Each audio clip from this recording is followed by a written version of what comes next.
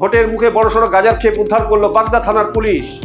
নমস্কার, নজরে নয় আপনাকে স্বাগত। খবর সফরে আমি আপনার সঙ্গে শান্ত বাগচি। ভোটের মুখে কড়া নজরদারির মধ্যেই বড়সড় সাফল্য পেল বাগদা থানার পুলিশ।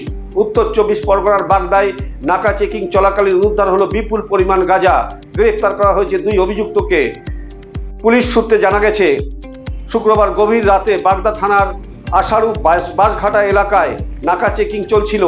সেই সময় 2 ব্যক্তির গতিবিধি সন্দেহজনক মনে হয় তাদেরকে আটক করে তল্লাশি চালানো হয়। তল্লাশির সময় একটি নাইলন ব্যাগ থেকে উদ্ধার হয় 11টি প্লাস্টিক প্যাকেটগুলি খুলতেই চাঞ্চল্য।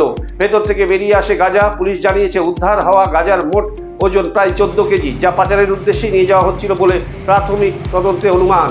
এরপরে 2 অভিযুক্তকে গ্রেপ্তার করে বাগদা থানার পুলিশ। জিজ্ঞাসাবাদের ভিতরে স্বীকার করেছে এই মাদক অন্যত্র পাচারের পরিকল্পনা ছিল।